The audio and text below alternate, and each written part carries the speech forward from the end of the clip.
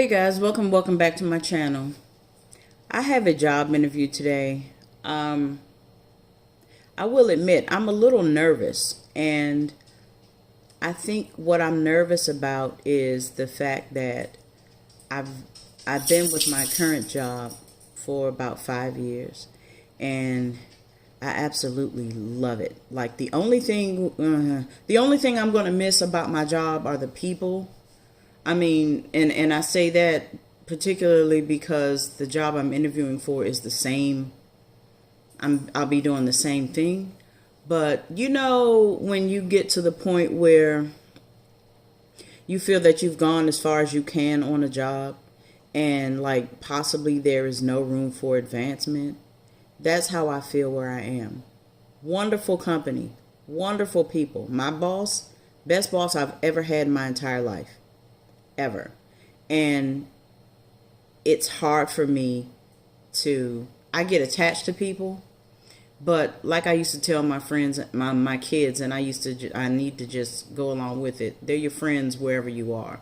So, and I understand that these are coworkers, but when you've spent so much time and you've really gotten to know people and they become your friends, it's a little harder to leave.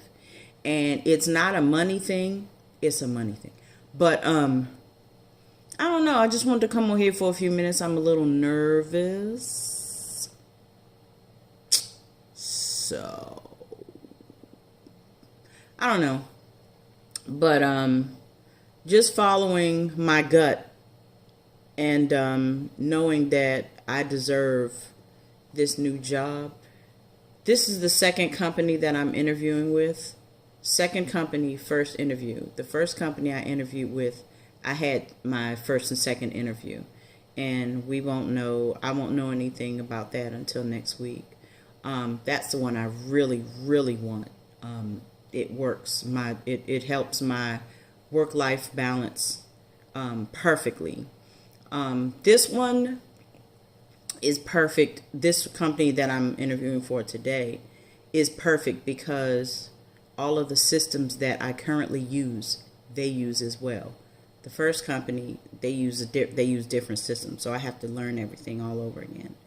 But the one thing that I recognize and realize throughout my life, and I tell people, getting the job, it's not your skill set. It's about 10% of what your skill set is. It's 90% acing the interview.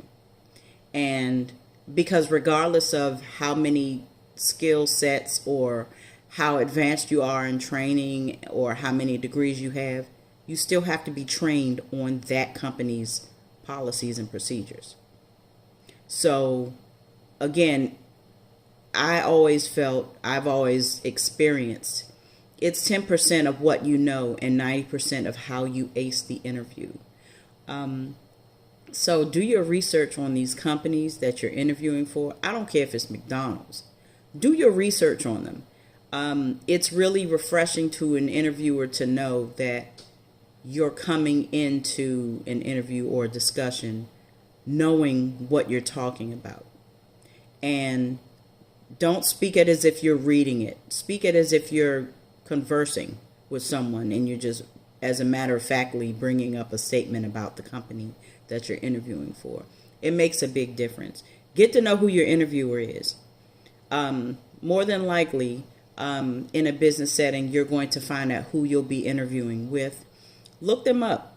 LinkedIn or any other type of social media, even social media. Find out who you're speaking with. I don't know. Study the job description. And definitely, by all means, you can go online. Make sure that you ask the interviewer questions. If you have a list of questions, ask them. You don't want this to be a one-sided thing. You want this to be a conversation. Ask your questions about a job. Ask about leave. I would not ask about pay. Not in an interview. I would let them bring that up. Because primarily they'll ask you, well, what pay range are you looking for? That's when you'll be able to let them know. But do your research on the pay range for that position that you're applying. Just do your research. Definitely do your research. Companies like that, interviewers like that, they listen for what you're saying. Do a mock interview. I mean, you always know when you're going to have the interview. I don't care if it's the day before or the morning of. Do a mock interview. Act as if you're sitting with the interviewer and they're asking you questions. Write down your questions and answers. Write down stuff. Write things down. It's okay. It's okay to write them down. It's okay to peer down and look at papers or look at documentation. You know, one thing I always let people know is I'd rather appear dumb and ask a million questions than to make you think I'm smart and get it wrong every time. I am not afraid to ask questions. If you have questions about something, it's the only way you're going to find out something is asking it. So what if they get frustrated with answering the question? If you need to know, you need to know. And if it's something you don't need to know, they'll let you know. But I'm rambling on and I'm very nervous. Again, I don't know why I'm nervous. I know I got this. But I guess it's, I don't know. I guess it's human nature to be nervous before an interview. But I just wanted to come on here for a little bit. Starting the vlog off this way. And it's Wednesday. It's August 2nd. But this is some of the vlog, and I'm hoping that by the end of this vlog, I'll know whether I was selected for the position or not. So, if so, great. If not, great. No love lost. I'm currently employed. So, we'll keep going with the vlog. I just wanted to come on real quick and chop it up with you for about, I don't know, 5 or 10 minutes. I don't know. Maybe this would be part of the vlog. Child, I don't know. It is what it is. Thank you for watching. Keep watching with the vlog. I'll see you in the next clip. It's treatment day. So, I'm in the waiting room. I think the doctor's about to come in. So, this is the long haul. Usually, when I come to the doctors for treatment, I get my labs done and then I go straight for infusion. But every other visit, I see the doctor first. And I forgot that this was the day that I see the doctor first. So that's an extra 45 minutes to an hour on my time, on my already 4-hour infusion. But I'm here. This is the room.